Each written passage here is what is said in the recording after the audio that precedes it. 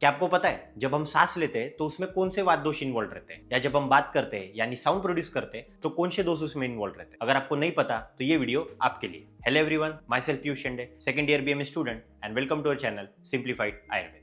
वात दोष के फर्स्ट पार्ट में हमने पढ़ा इंट्रोडक्शन ऑफ वात दोष, जनरल फंक्शंस ऑफ वात दोष, जनरल साइट्स ऑफ वात दोष एंड प्रॉपर्टीज ऑफ वात दोष। इस पार्ट में हम बचे हुए 3 टॉपिक्स कवर करेंगे, दैट इज सब टाइप्स ऑफ वात दोष, श्वासन प्रक्रिया एंड वाक प्रवृत्ति। तो चलिए स्टार्ट करते हैं आज का फर्स्ट टॉपिक और इस चैप्टर का 5th टॉपिक जो है सब टाइप्स ऑफ वात दोष। जैसे कि मैंने लास्ट चैप्टर में बताया था, वात, पित्त और कफ के 5 सब टाइप्स है, जिसमें से वात के सब टाइप्स की ट्रिक थी वात के वी से वॉस सब। हम यहाँ ये सब टाइप सीक्वेंस में पढ़ेंगे on the basis of their location present in the body. So the sub types of वात आर प्राण वायु, उदान वायु, व्यान वायु, समान वायु एंड अपान वायु। तो चलिए स्टार्ट करते हैं फर्स्ट सब टाइप से जो है प्राण वायु।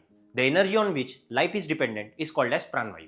अब ये प्राण वायु बॉडी में कहाँ प्रेजेंट रहते हैं ये जान लेते हैं। सो नेक्स्ट सब टॉपिक इज साइट्स ऑफ प्राण वायु। स्थानम प्राणस्य मूर्धार कंठ जीवास्य नासिकाः, जिसमें फर्स्ट लाइन है स्थानम प्राणस्य मूर्धार, यानी head and chest are the main sites of प्राण वायु, और सेकंड लाइन है कंठ जीवास्य नासिका, यानी throat, tongue, nose and mouth are also the sites of प्राण वायु। अब चेस्ट साइट है which means heart is also a site of प्राण वायु। सिमिलरली हेड साइट है which means mind and intelligence is also a site of प्राण वायु। Now next सब टॉपिक इज फंक्शंस ऑफ प्राण वायु। मेंटल फंक्शंस जैसे धी, धृति और स्मृति सही से काम करे और स्मूथली ऑपरेट करे, इसके लिए प्राण वायु रिस्पॉन्सिबल होता है। हृदय, मन और इंद्रिया सही से काम कर रहे हैं या नहीं, ये one of the main function है प्राण वायु का। सेकंड, बॉडी में जो सेंसेशन या स्टिमुलस मिला है उसको डिसाइड करना कि ये फंक्शन सेंसरी ऑर्गन का है या मोटर ऑर्गन का है, इसके लिए प्राण वायु रिस्पॉन्सिबल होता है। थर्ड, इंस्पिरेशन यानी सांस लेना एंड डिग्लूटेशन यानी फूड सॉलो करना, ये one of the most important function है प्राण वायु का। अब हवा और फूड को एक्सटर्नल प्राण कहा गया है, जो प्राण वायु की मदद से बॉडी में एंटर करता है। तो प्राण वायु की जो एक्टिविटी की डायरेक्शन होती है वो नेचर से बॉडी के तरफ होती है, यानी external to internal. Similarly sneezing, spitting and belching are also the functions of प्राण वायु। अब आप सोच रहे होंगे मैंने अभी जस्ट कहा कि जो एक्टिविटी एक्सटर्नल से इंटरनल आती है उसे प्राण वायु का फंक्शन कहा गया है, लेकिन स्नीजिंग, स्पीटिंग और बिल्चिंग ये बॉडी से एक्सटर्नल जा रहे हैं, यानी फ्रॉम इंटरनल टू एक्सटर्नल। तो फिर ये प्राण वायु के फंक्शंस कैसे हुए? ऐसा इसीलिए होता है क्योंकि ये जो एक्टिविटीज है ये प्राण वायु के पाथवे को क्लियर करते हैं और इसी कारण ये प्राण वायु के फंक्शंस में इंक्लूड किए गए। नाउ अगर कोई भी सब टाइप्स ऑफ वात विशिएट हो जाता है तो उसके साइट्स रिलेटेड डिसीजेस उत्पन्न होते हैं। सो नेक्स्ट सब topic is disease due to vitiation of प्राण वायु। हिक्का और श्वास रोग प्राण वायु के विशिएट होने से होता है। तो जैसे कि मैंने बताया था, प्राण वायु की जो साइट्स है वो विशिएट होने पर वहां के प्रॉब्लम्स क्रिएट करेंगे, जैसे कि हेड, टंग, माउथ, नोज, चेस्ट एक्सेट्रा। और इंस्पिरेशन एंड डिग्लूटेशन प्राण वायु के मेन फंक्शन होने के कारण प्राणवास स्रोतस और अन्नवास स्रोतस के भी प्रॉब्लम्स क्रिएट होंगे जब प्राण वायु विशिएट होगा। नाउ सेकंड सब टाइप है उदान वायु। जैसे कि हमने पढ़ा था, प्राण वायु की जो एक्टिविटी होती है वो from nature to human body होती है। उदान वायु की जो एक्टिविटी होती है वो उसके एग्जैक्ट अपोजिट होती है, that is from human body to nature और from internal to external environment. External to internal कहते हैं अनुलोम और इंटरनल से एक्सटर्नल कहते हैं प्रतिलोम। नोट, भले ही दोनों की डायरेक्शन ऑफ एक्टिविटी अपोजिट हो, लेकिन उनकी एक्टिविटी एरिया और साइट्स सेम होती है। नेक्स्ट सब टॉपिक इज साइट्स ऑफ उदान वायु। उरह स्थानम उदानस्य, ई sites are nose, pharynx, chest and abdominal organs near the umbilicus. Next is functions of उदान वायु। वाक प्रवृत्ति प्रयत्नो ऊर्जा बल वर्ण स्मृति क्रिया, जिसमें फर्स्ट है वाक प्रवृत्ति यानी स्पीच, इसको हम डिटेल में नेक्स्ट टॉपिक में कवर करेंगे। सेकंड इज प्रयत्न यानी एफर्ट्स और activity to get something. Third is urja and bal, that is energy and strength. Fourth is varna, that is colour of skin, that is fair, dark, dusky, brown etcetera. And fifth is smriti यानी memory. These are the main functions of उदान वायु. Also, subtle or volatile gaseous waste formed in the process of metabolism is thrown out of the body through expiration, which is also the function of उदान वायु। तो inspiration जो है वो प्राण वायु का main function होता है और एक्सपिरेशन उदान वायु का। अगर आपने नोटिस किया हो तो सारे डायरेक्शन ऑफ एक्टिविटीज यहाँ पे फ्रॉम इंटरनल टू एक्सटर्नल है, which is the direction of उदान वायु। इनके फंक्शंस में एक्सपिरेशन और speech from internal to external है, ये तो समझ रहा है, लेकिन इनके जो बाकी के फंक्शंस है ये समझना थोड़ा कॉम्प्लिकेटेड है। चलो इसको थोड़ा सिंप्लीफाई करते हैं। तो जैसे कि मैंने बताया, एक्सपिरेशन जो है वो उदान वायु का मेन फंक्शन होता है और जब उदान वायु विशिएट हो जाता है तो ये प्रोसेस डिस्टर्ब हो जाती है, जिसके कारण कार्बन डाइऑक्साइड जो है वो बॉडी से बाहर नहीं निकल पाता और बॉडी में एक्यूमुलेट हो जाता है। रिजल्टेंट एसिडोसिस डेवलप होता है, जिसके कारण बहुत सारे फंक्शंस हैम्पर होते हैं, जैसे साइनोसिस यानी बॉडी का डिस्कलराइजेशन। सेकंड, बॉडी में लो स्ट्रेंथ और लो एनर्जी फील होना। एंड थर्ड, सीवियर कंडीशन में पेशेंट को ड्राउजीनेस एंड मेमोरी लॉस जैसा भी फील होता है। सो नेक्स्ट सब topic is disease cause due to vitiation of उदान वायु। ऊर्ध्वजत्रुगतान रोगान करोति च विशेषतः, the diseases of the organs which are above the clavicle are cause due to vitiation of Udaan vayu. Example, diseases of nose, mouth, eyes, ears and head. जत्रु यानी clavicle. सो ऊर्ध्व जत्रु यानी clavicle के ऊपर के जितने भी ऑर्गन्स है वहां पे डिसीज कॉज होती है ड्यू टू विशिएशन ऑफ उदान वायु। थर्ड सब टाइप इज व्यान वायु, जिसके साइट है व्यानो हृदयी स्थितः, which means site is heart but whole body is the activity area of व्यान वायु।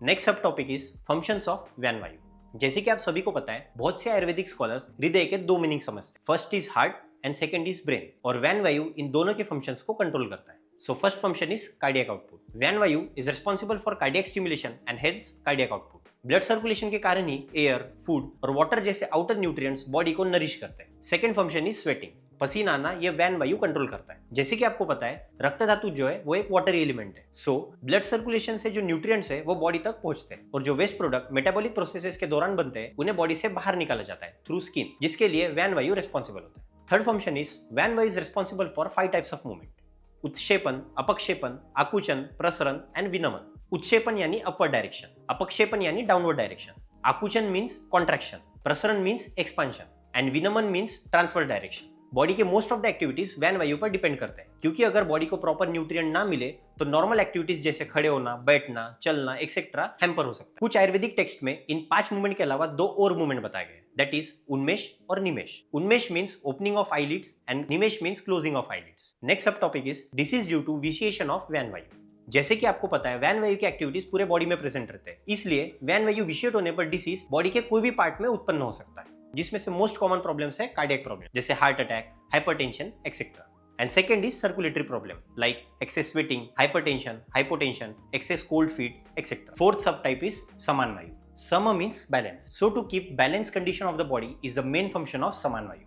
Its sites are samano agni samipasthatha. Acharya Shushruta has mentioned its sites near agni, stomach and large intestine. Second is koshta chariti sarvatra.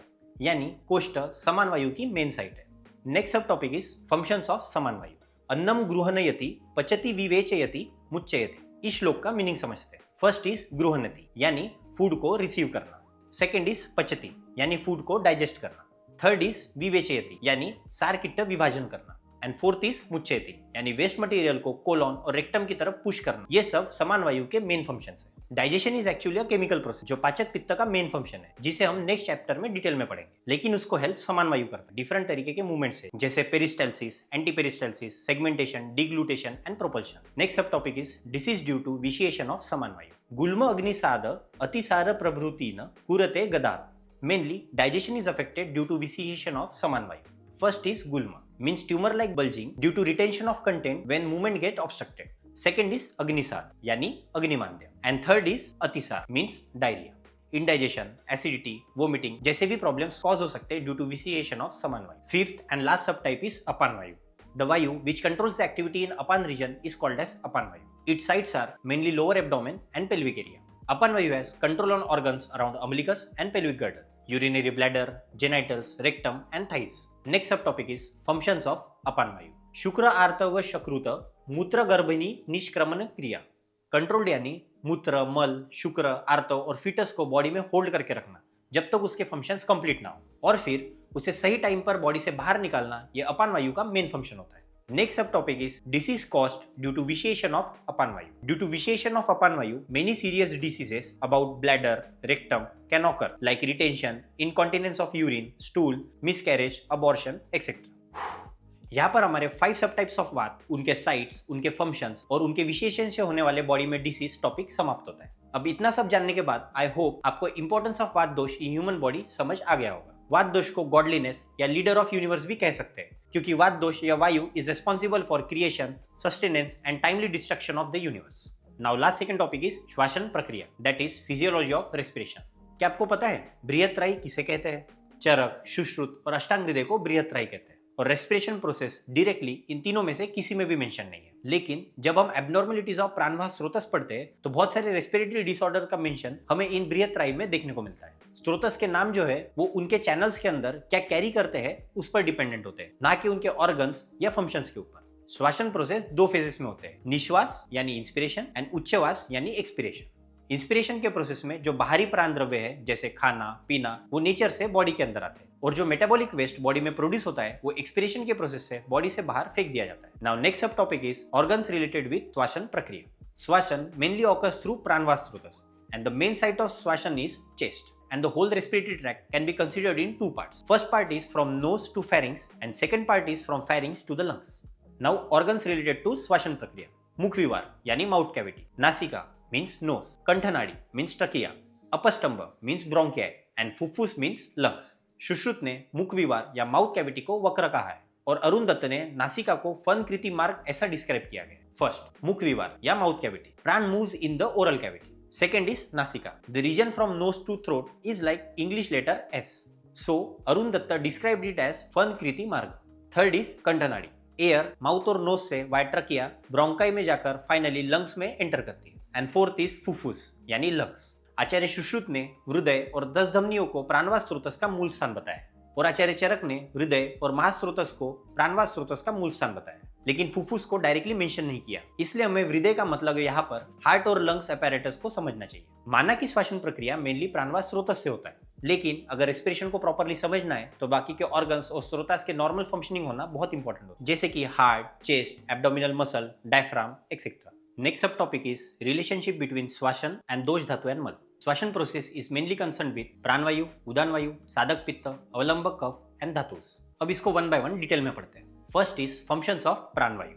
प्राणवायु head को stimulation देता है, जिससे respiration से related जितने भी मसल्स है वो एक्सपांड करते हैं, including diaphragm, abdominal muscles etcetera. इसके कारण होता यह है कि चेस्ट कैविटी इंक्रीज हो जाती है और इंस्पिरेशन प्रोसेस होती है. Now second is functions of उदान वायु. जैसे प्राण वायु इंस्पिरेशन के लिए रिस्पॉन्सिबल होता है, उदान वायु एक्सपिरेशन के लिए होता है. अगर ये दोनों प्रोसेस सही से कोऑर्डिनेट नहीं हुए तो बॉडी में टॉक्सिन्स एक्यूमुलेट हो सकते हैं और पेशेंट कोमा में जा सकता है और मर भी सकता है. थर्ड इज फंक्शंस ऑफ साधक पित्त. साधक पित्त खराब होने से मेंटल फंक्शंस हैम्पर हो सकते हैं और पेशेंट को स्ट्रेस, भय जैसे इमोशंस फील हो सकते हैं, जिसके कारण रेस्पिरेटरी रेट अफेक्ट होता है. इसलिए साधक पित्त का सही से फंक्शन होना श्वसन प्रक्रिया के लिए इंपॉर्टेंट होता है. फोर्थ, फंक्शंस ऑफ अवलंबक कफ. जैसे कि आपको पता है, जन्म से लेकर मृत्यु तक रेस्पिरेशन एक कंटिन्यूअस प्रोसेस है. इसीलिए हार्ट और लंग्स सही से फंक्शन करे और उनका कॉन्ट्रैक्शन और रिलैक्सेशन लंबे समय तक बना रहे, इसके लिए अवलंबक कफ रिस्पॉन्सिबल होता है. वो अपने ऑयली और स्लाइमी प्रॉपर्टी से हार्ट और लंग्स को प्रोटेक्ट करता है और अपनी लाइफ स्पैन को बढ़ाता है. Fifth is धातुस. धातुस भी बहुत इंपॉर्टेंट रोल प्ले करते हैं श्वसन प्रक्रिया में. जैसे अगर बॉडी में रक्त धातु की कमी हो तो एनीमिया कंडीशन डेवलप हो जाएगी, जिसके कारण ऑक्सीजन जो है बॉडी में सही से ट्रांसपोर्ट नहीं होगा और बॉडी में स्ट्रेंथ और एनर्जी की कमी महसूस होगी. इसीलिए नॉर्मल रेस्पिरेशन के लिए नॉर्मल फिजियोलॉजी का होना बहुत इंपॉर्टेंट होता है और नॉर्मल फिजियोलॉजी नॉर्मल एनाटॉमी पर डिपेंड करता है. जैसे अगर किसी को डीएनएस है यानी डेविएटेड नेजल सेप्टम, तो उन्हें ब्रेथलेसनेस की प्रॉब्लम होगी और श्वसन प्रक्रिया अफेक्ट होगी. नेक्स्ट सब टॉपिक इज श्वसन प्रक्रिया प्रोसेस यानी respiration process. According to Ayurveda, pranavayu controls the process of inspiration by active dilation of chest and udana vayu is responsible for expiration. प्राणवास स्रोतस में जो एक्सटर्नल प्राण है उसे कन्वर्ट करके बॉडी के लिए सुटेबल बनाया जाता है और फिर वहां से रक्त धातु के द्वारा वो संपूर्ण शरीर में पहुंचाया जाता है. लास्ट सब topic of this topic is श्वसन संख्या, दैट इज रेस्पिरेटरी रेट. योग शुदामानी उपनिषद ने exact number of respiration rate दिए हैं इन ह्यूमन बींग्स. उनके हिसाब से एक दिन में 21,000 रेस्पिरेशन, तो एक घंटे में 21,000 डिवाइडेड बाय 24 हुए 900 रेस्पिरेशन और एक मिनट में 900 डिवाइडेड बाय 60 हुए 15 रेस्पिरेशन, जो आज मॉडर्न फिजियोलॉजी में भी एक्सेप्टेड है. अब लास्ट टॉपिक है वाक प्रवृत्ति यानी physiology of speech. Speech is mainly concern with production of sound and sound is the attribute of akash माह. So vak pravritti is an important function of उदान वायु. इसका मीनिंग है स्पीक यानी बात करना. वाग इंद्रिया एक कर्मेंद्रिया है जिसके साइट है जीवा यानी टंग, जो ओरल कैविटी में प्रेजेंट रहती है. जब पॉइंटेड पार्ट टंग का माउथ के डिफरेंट पार्ट्स को टच करता है तो different types of words produce होते हैं. जो साउंड गले से एमिट होता है वो वर्बल फॉर्म में माउथ से निकलता है. अब थोड़ा स्वरवाह स्रोतस के बारे में देख लेते हैं. Swaravaha srotas main organ is present in the throat. In addition to that, mouth and nose are also concerned with sound production. Acharya Sushruta while describing the swara bheda described swaravaha srotas. Now next सब topic is prime requirement for speech. बोलना सीखने के लिए वो शब्द सुनना बहुत important होता है. इसलिए जब बच्चा छोटा होता है तो उसके माँ बाप उसे छोटे छोटे वर्ड्स बार बार बोलते हैं ताकि वो उसे सुन के सीख सके, जैसे मम्मा, पप्पा एक्सेट्रा. और इसीलिए दुनिया में इतने लैंग्वेजेस होने के बाद भी बच्चा सबसे पहले वही लैंग्वेज सीखता है जो वो सुनता है, जिसे हम मदर टंग कहते हैं. अब लास्ट सब टॉपिक है spreading of sound waves. Ayurveda में साउंड वेव्स के ऊपर 2 थेरीज बताई गई है, जिसमें से फर्स्ट है विची तरंग न्याय. विची मीन्स वेव एंड न्याय मीन्स थेरी. जब कोई इंसान बात करता है तो साउंड एनर्जी से एक वेव फॉर्म होती है. वो वेव दूसरी वेव को बनाती है और ऐसे करते करते साउंड सारे डायरेक्शन में ट्रैवल करती है. And second theory is Kadamba Mukul न्याय. कदम्बा एक पेड़ है और मुकुल मीन्स बर्ड. तो जैसे कदम्बा के फ्लावर बर्ड सारे डायरेक्शन में स्प्रेड होते हैं, वैसे ही साउंड वेव सारे डायरेक्शन में ट्रैवल करती है. ऐसा इस थ्योरी में बताया.